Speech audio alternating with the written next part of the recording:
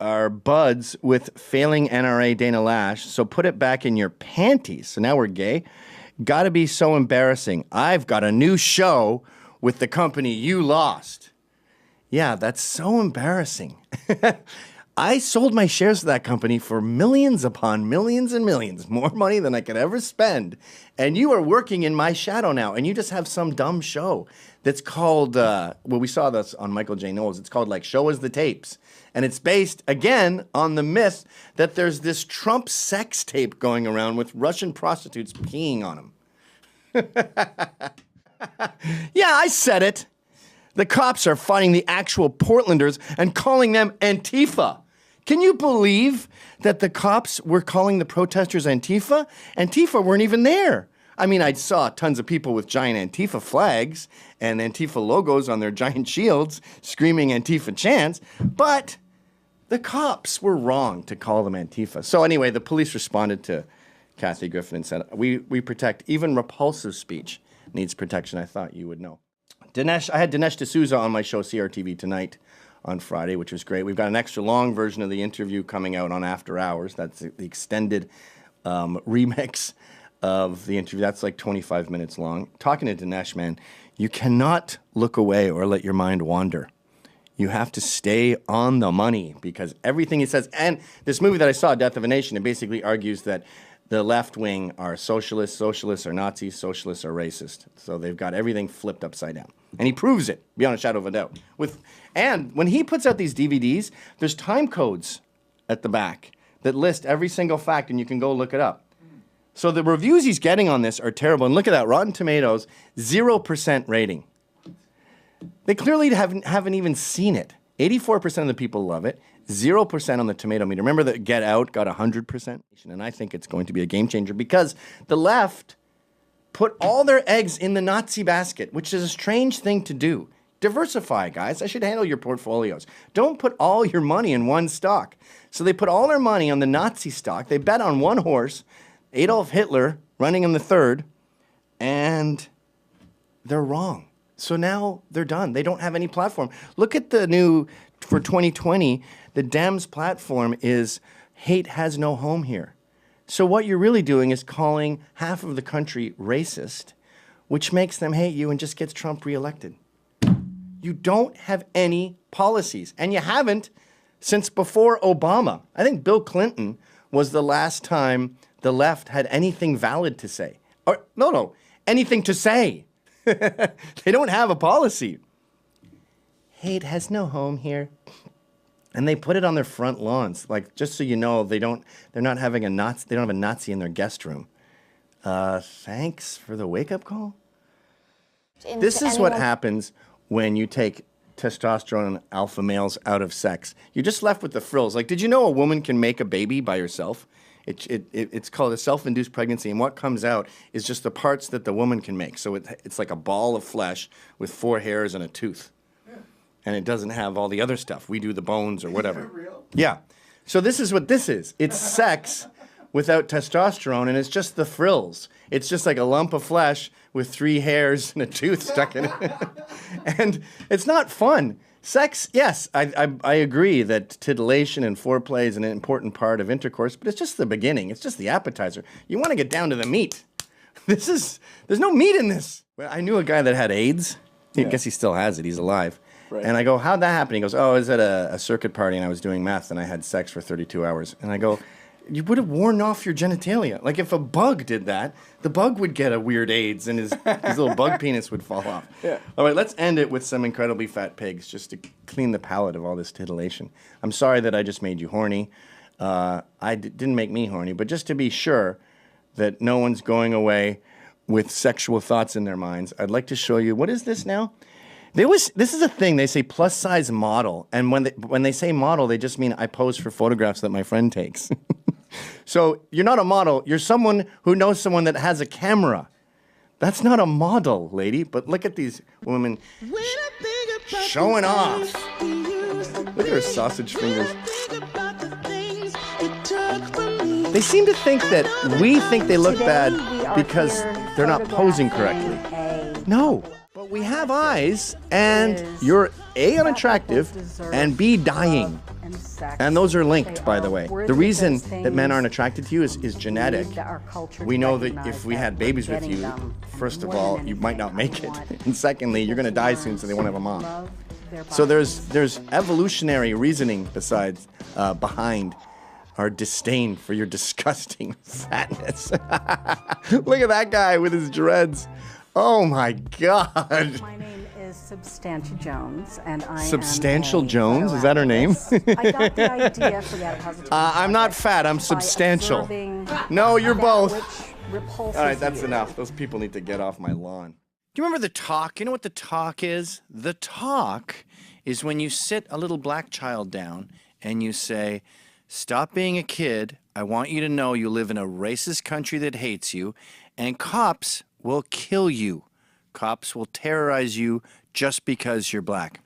Sorry, I've been holding off on this. By the way, black parents, if you're yet to do the talk, please don't do the talk. It's a lie. It's damning. And even if it was true, I'd rather be like Roberto Benigni and just let the kid not know they're in a Holocaust. Why are you sitting down and telling a kid a worst-case scenario that isn't even remotely true?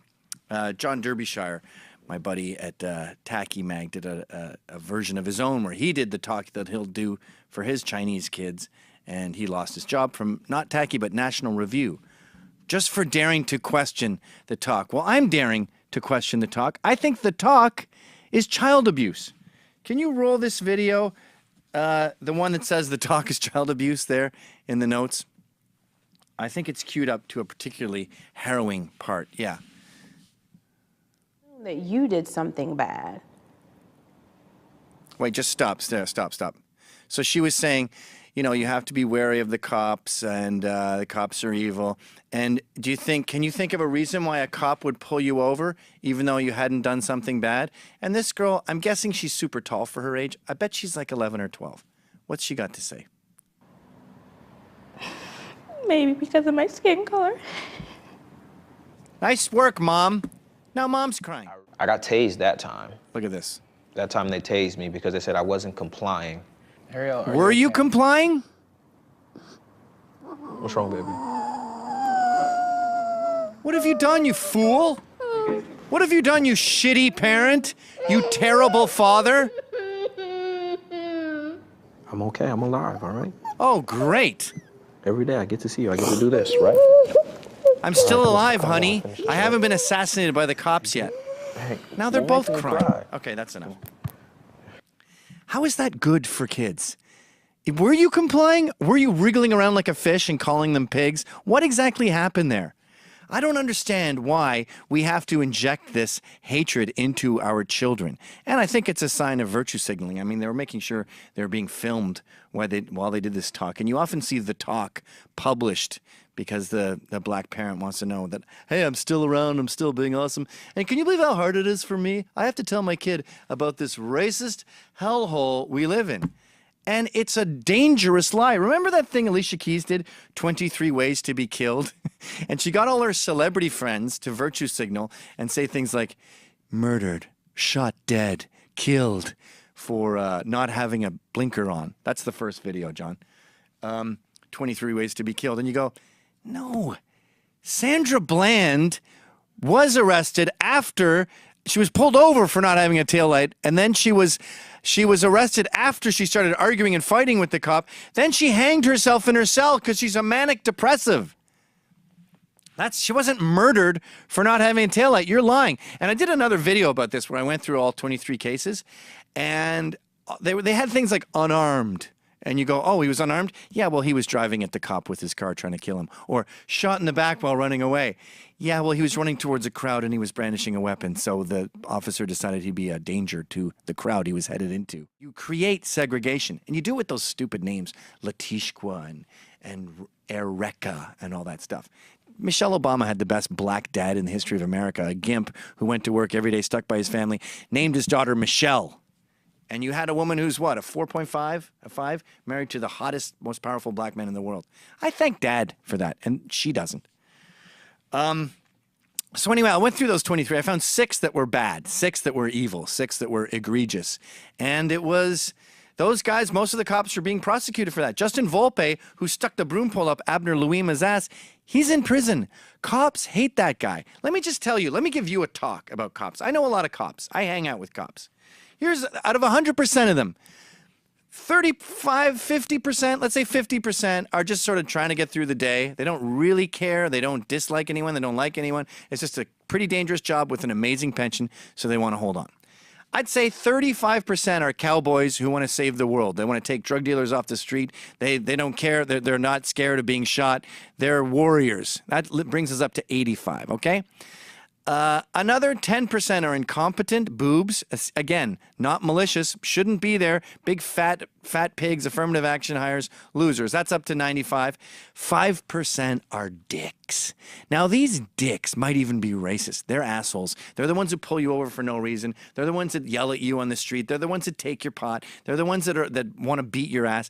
But they also don't want to lose their pension. Out of this 100% spread, none of them want to lose their pension. None of them want to get in trouble for shooting a black kid. Do you know how much danger there is in shooting black kids? Do you know how long you would last as a police officer if you were hunting blacks? Yet, that's the narrative.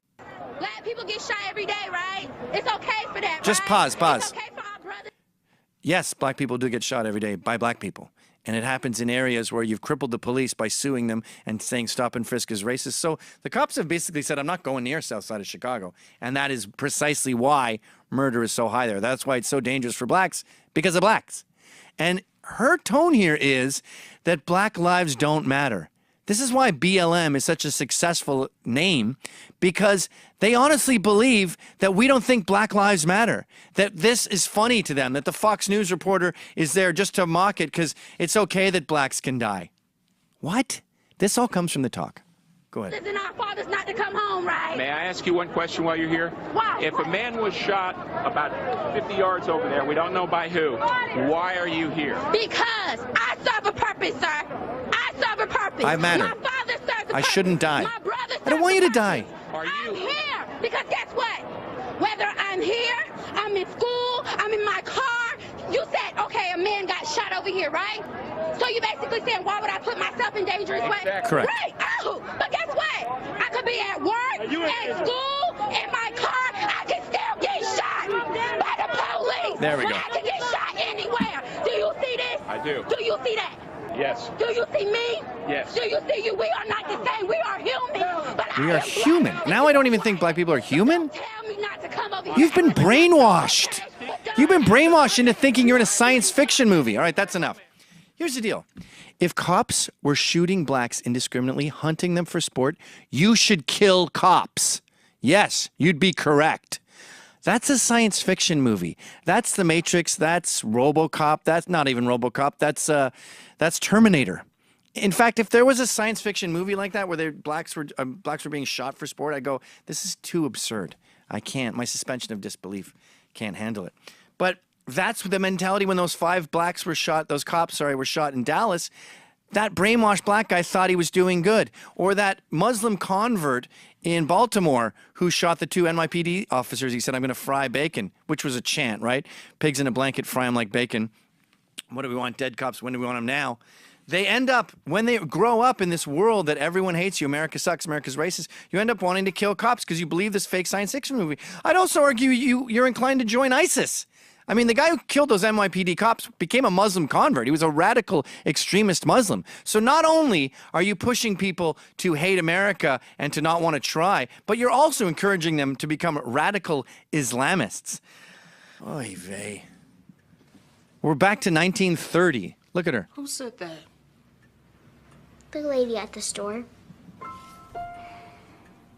That is not a compliment. What'd she call her? Chocolate? Listen, What's the matter with being chocolate? it's an ugly, Yes, nasty word. we found racism. You We would went wanna back hear it. 100 years and found some racism. Sorry. But you are not gonna Stop let that dragging it up. Stop. Why do you make it an albatross around your neck?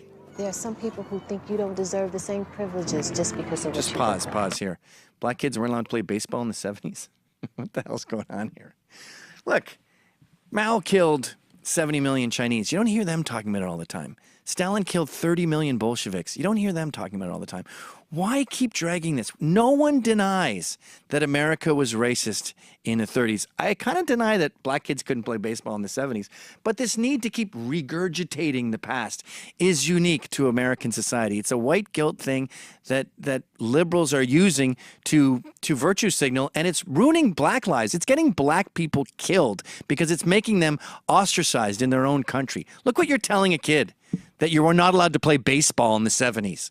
It's not true. Go ahead. It's not fair. It's not. Remember, you can do anything they can. Difference is you gotta work twice as hard and be twice as smart. No, you don't. Just pause it. What kind of thing is that to say to a kid? You know, if you're going to law school, you'll have to have about 100% average if you want to do as well as someone with a 50% average. No. In fact, with affirmative action, if you are an accountant or something, companies want to put you in the front window. You'll be doing fine. You want to be successful and you're from the ghetto? Attend class. You'll get a scholarship here in New York. You get a scholarship for City College. The government will usually pay for it. You'll get an extra $1,000. Boom, you got a CPA. Just show up. That's all you have to do. Go ahead. Straight from mental practice. You got your ID? Yes. In case they stop you. Did you hear that? You have your ID in case they stop you. It's the Gestapo. They're the Jews in 1943. Good, you see? This is the worst one. Okay, good. Now, when you get pulled over, I'm a good driver. baby, don't No. worry. This is not about you getting a ticket. This is about you not coming home. Pause. This is a Procter & Gamble ad where they're trying to depict reality. And a mother has to tell her daughter that she might get pegged off by black hunting safari cops while she's driving to get some Starburst. What the hell are you saying to our children? These are America's children. They're my children too. And you are telling my children that my cops are going to assassinate them for no reason. You're putting that child in danger. Go ahead. I'm gonna be okay. Right? Right? No answer. Okay. Yeah, I don't. Probably not. All right, that's enough of that. You're gonna die. Cops are killing black people for no reason. All right. So I think it's a very clear case that this rhetoric leads to those 2 dead cops at NYPD, those 5 cops in Dallas. But there's also nebulous cases that we can't quantify. How many death by cops do we have? Because black kids just went, well, I'm going to get killed anyway. Hands up, don't shoot. That doesn't work. Mike Brown had his hands up. Sally Cohen had her hands up. Pharrell had his hands up. It's a thing. If you put your hands up, it doesn't work. So how many black criminals get more reckless around cops because they figure they're dead anyway? Or how many hate crimes? Like we had this one, the Daily Mail about that South Carolina student who escaped being kidnapped and gang raped. There she is. How much, I don't want to see that video though. She just explains what happened. How many of these hate crimes, how much of crime, how much of violence is spurred by the animosity you created with your stupid talk where you said that cops lied and arrested you for no reason because it's so horrible to be black in America? Here's my final example of this death by cop, this guy getting out of his car. I believe that you liberals, you New York Times, you Sally Cohen, you Pharrell, I believe you liars got this man killed because you gave him no hope and told him that he's at war with America. So when he gets pulled over, he figures I'm dead anyway. I might as well go out in a blaze of glory. So let's all kill this man together. New York Times, everyone who does the talk, this is you firing these bullets. Ready? Ready to kill a man? Here we go.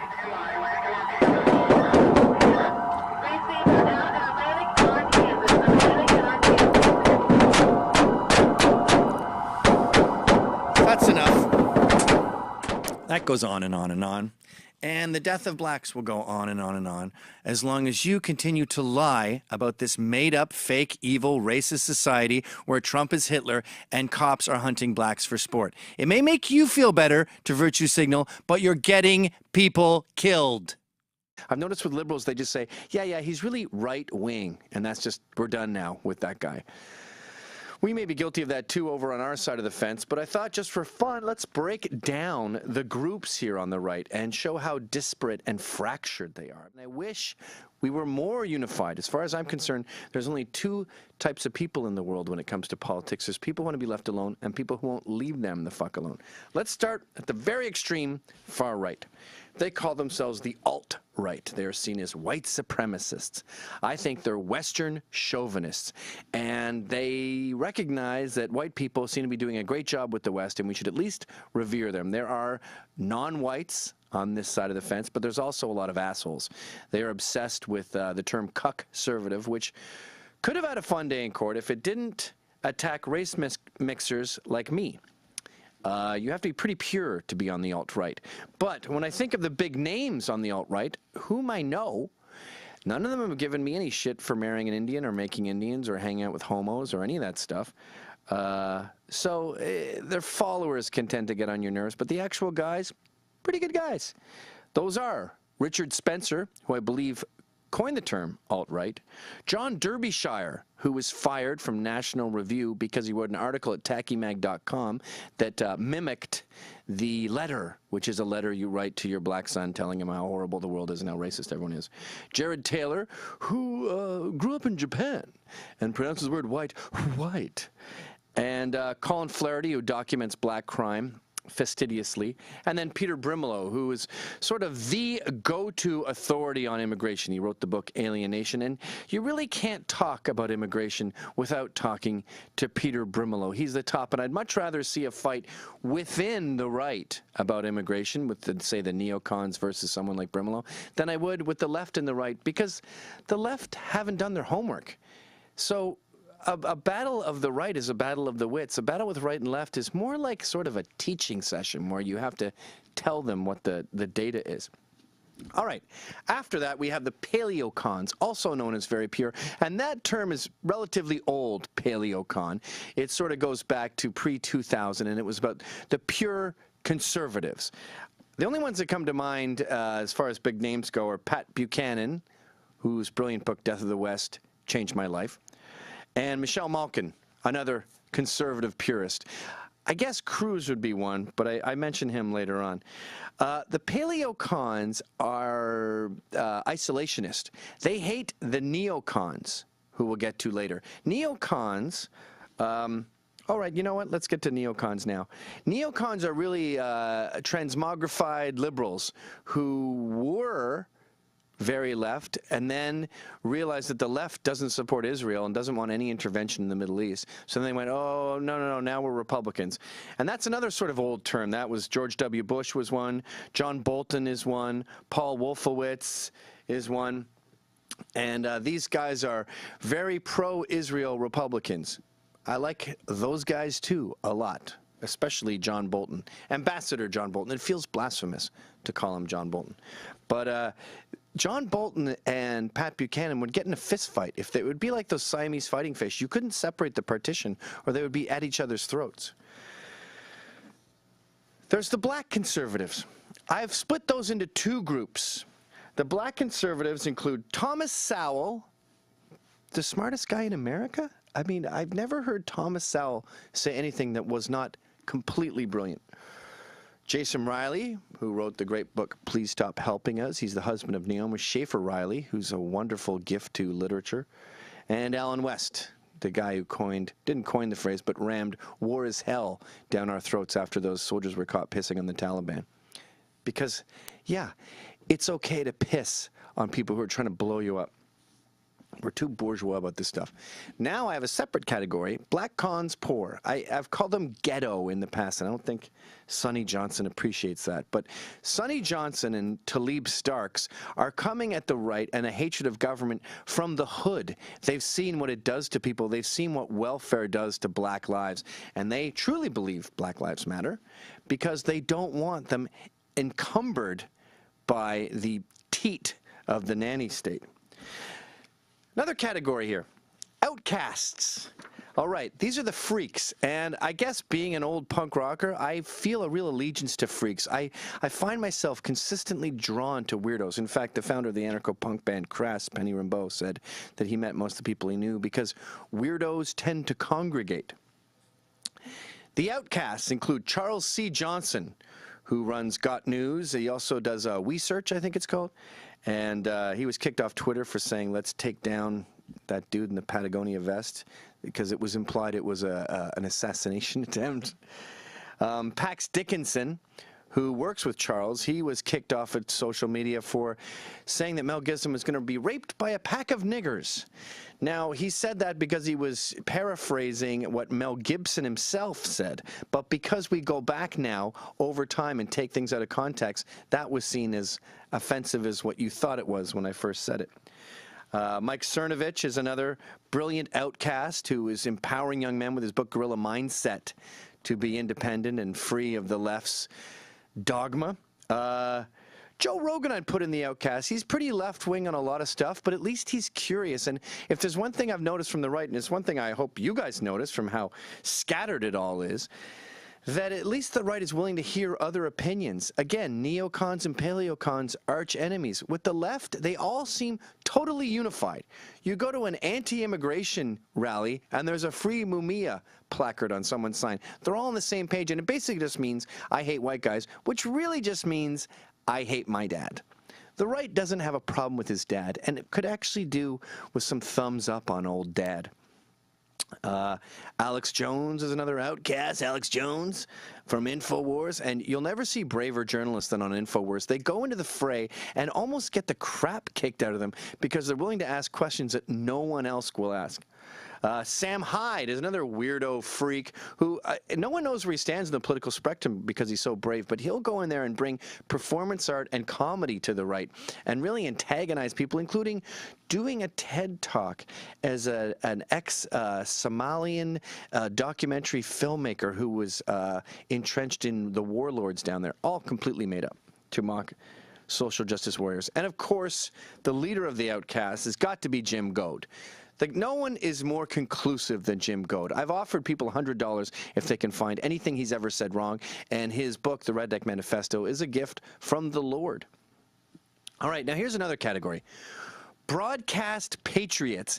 These people, I don't know why I want to put them in a separate group. They have incredible strength. They have an incredible following, but they almost seem like the outcasts in their own sort of a satellite. I can't explain why. A lot of this is not a science. It's a vibe, man, and you may have to smoke pot to follow the rest of this video. So broadcast patriots, of course, that includes a lot of SiriusXM Patriot and a lot of Fox News and Breitbart and all this stuff.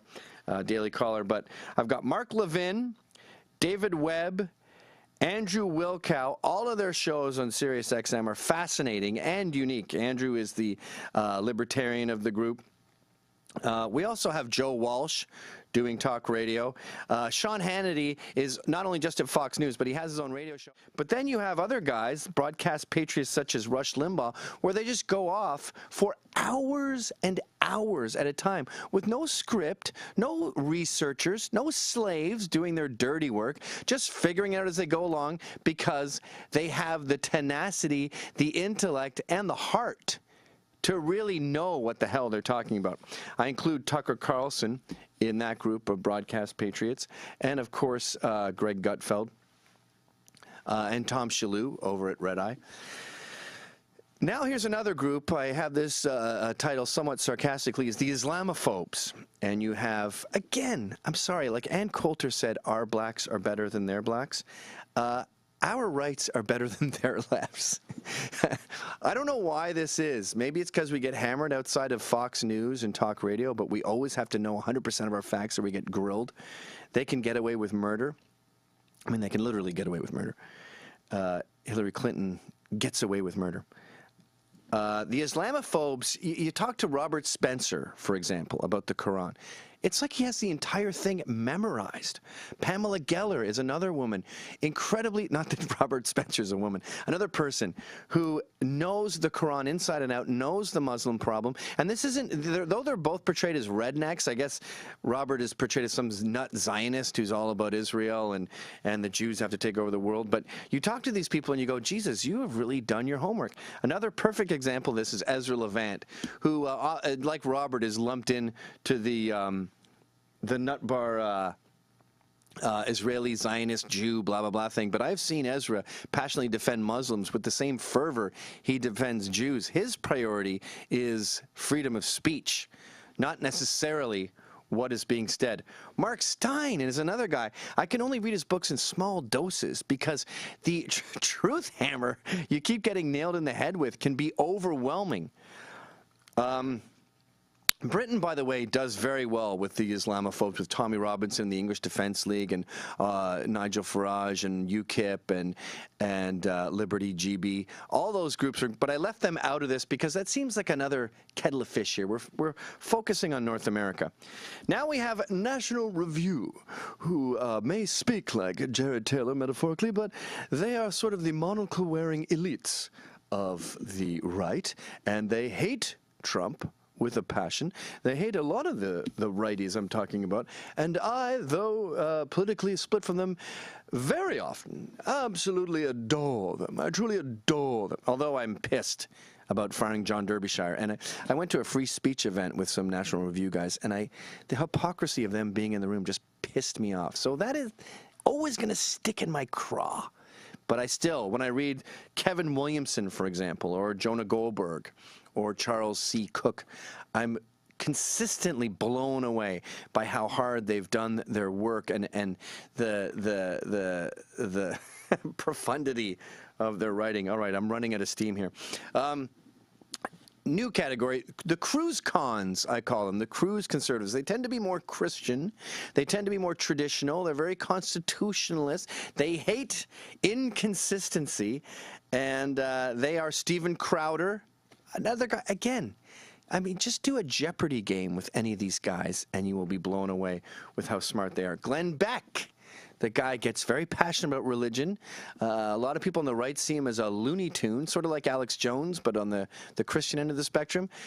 Read his books. Read Miracles and Massacres. I mean, they are an absolute joy to read. The guy knows what he's talking about, and he has the language at his disposal.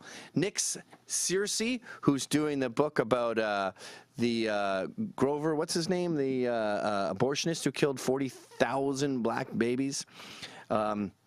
He's also an actor. I think he's in not Walking Dead. Anyway, he's a very successful actor, and he's a very proficient and prolific pro-life artist. Ben Shapiro, we also have a guy, split with him on the Michelle Fields thing, don't get that. Very true to his morals. Did a brilliant video about the myth of the Muslim moderate minority, majority. Dana Lash is another wonderful woman on Glenn Beck's The Blaze. Her show Dana Must Be Seen. You can get it on your Roku if you don't want to spend for the subscription. She's a real Second Amendment genius with her Get Your Hands Off My Gun. Ben Domenech over at The Federalist. The Federalist being a site that is very pro-individual states' rights. He's very anti-Trump, that guy. Wonderful guy. Katie Pavlich is another, I'd call her a cruise con, though I'm not sure that she supports him, but I know she's not a Trump fan. And great author. She wrote Fast and Furious. Brilliant on Fox. When you see her, she's done her research. I always feel like an idiot because I only spend about an hour researching my answers, and she goes into the nuances of the IRS tax laws, and I actually thought she was a lesbian for a while because I thought she's too smart to be straight. Then I found out she grew up in the middle of nowhere. That's why a girl that pretty is that smart. Sabo, the artist Sabo, is another cruise con. He's the guy who did the infamous Cruz poster where Cruz has a cigarette in his mouth. Putting him in that group. Then I'm jumping over to the Trump cons. I guess that's me. Matt Drudge is one of those guys, another prolific dude. And you'll notice with a lot of these Jezebel social justice warriors, or remember that guy Toure, what was his name? Toura? Those guys are a flash in the pan. You don't see them for long. Matt Drudge will be around when he's old and white. The libs tend to pack it in pretty early. Nero is another Trump con. Ann Coulter, a la Jim Goad. She's in my top 5, and I always say when people criticize her, what sentence in what book do you have a problem with? Not even wrong. Sarah Palin is another Trump con, brassy broad from Alaska that the left really hates. And when you talk to liberals about what they want to do to her, you forget that they're feminists. When you hear the disgusting things they say about her, Ann Coulter, and Michelle Malkin, those 3 people couldn't have less in common. But the fact that they're all female means they get the exact same vitriol from the left, and it's really gross. And I'm gross. Andrew Breitbart, I'm including in my list of Trump cons, and I realize he's dead. I cried like a baby when he died, but I don't really see the guy as dead.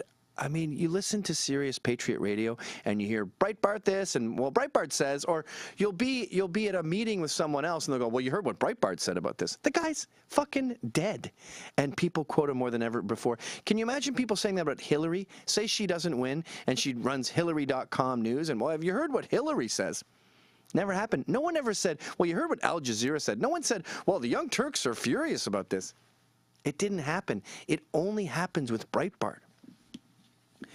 Now we have the factual feminists. I guess Nero might make a cameo in this. There's going to be some Venn diagram overlap. But with the factual feminists, I include C.H. Summers, who coined the phrase, Ash Show, who is on over in D.C. there. I've had her on my show many times, and she focuses on college stuff, which is really where the war against idiotic feminism is at its peak. I guess I should include Kat Timpf in the factual feminist, although she is kind of a broadcast patriot. No, Kat Timpf goes in factual feminist because she's fighting the college kids. We have Sargon of Akkad, another brilliant anti-feminist who just breaks it down point by point. It's funny that you get so much spitting in faces from the left, and you get die-cis scum, and Sarah Palin needs to be disemboweled. And then from these factual feminists like Sargon, who I'm not for anonymity, he often uses his real name. And he actually calls himself a liberal on many issues. You just get this sort of metered out dialogue from the entire right and the factual feminist that just says, well, this is my understanding, and this is what the punishment for rape has been since the 16th century, and this is why you're wrong. Lauren Southern is another woman, a colleague of mine over at Rebel Media, and I could open up that Pandora's box with that and talk about Faith Goldie and everyone there at Rebel Media, but I've got to trim the fat somewhere. And no, ladies, I'm not saying you're fat. And then Roosh V is another factual feminist, although he'd probably murder me if he found out I called him a feminist. But at least he explains the problem with feminism in a rational way, which is getting rarer and rare, which brings us to the free speechers. I include porn star Mercedes Carrera, who is a regular on my show and is totally devoted to free speech. And to be totally devoted to free speech, you have to include things you don't like, which you don't get from the left. They don't seem to enjoy including horrible stuff like hate speech. Sorry, kids, but free speech is about all the grossest pedophilia speech outside of threatening someone's life. It's about the most horrible racism and sexism. Even these disgusting liberals I'm talking about, I don't want them censored. I'm not like Merkel. I don't want comedians going to prison for a joke. I don't want anyone being punished for anything that you can do with this area outside of biting someone. Greg Lukianoff is also a guy who would be bummed about being on my list of right-wingers because he's a lib, but he's devoted his life via fire to free speech. And I guess I'm also ignoring Gamergate here, guys like Adam Baldwin. I don't give a shit about video games, and I'm not including that in the political spectrum. It's a hobby, okay? I'm not including board games in this either. Which brings us down to the libertarians, a socially liberal, fiscally conservative group, smart kids, a lot of them too smart. You'll notice when you go to a libertarian convention, you get some weird twitches, and sometimes they'll even have BO. To understand economics, you have to be a little bit robotic. You have to be a little bit autistic. Now, the ones who avoid that and are still functioning members of society with perfect smelling armpits are Kennedy on Fox Business News. By the way, speaking of fights, Kennedy versus John Bolton was one of the best fights I've ever seen broadcast. And speaking of Fox News, you got to see Hannity and Pat Buchanan go at it. Yikes. Matt Welch, the editor of Reason. I don't know, is Nick Gillespie the editor of Reason too? Both Nick and Matt are bigwigs at Reason, which is the Bible of the libertarians, and a really fascinating place to see what happens when government gets power. We know absolute power corrupts absolutely, and they are absolutely corrupting our lives with their bullshit laws. I think I've covered all the conflict here. Cruz and Trump is a perfect example of this. But the big picture here is that the right is not the big, evil corporate pig with the bald head and the cigar going, ha, ha, ha, make the blacks suffer. I want to get more rich off slavery. It's a fractured group that, from my personal experience, genuinely cares a hell of a lot more than the left because they've looked it up and they're willing to fight for it. And fight for it they do with each other. Choose this side because we're the ones that want to leave you alone. And if you hate hassle, we're your guys.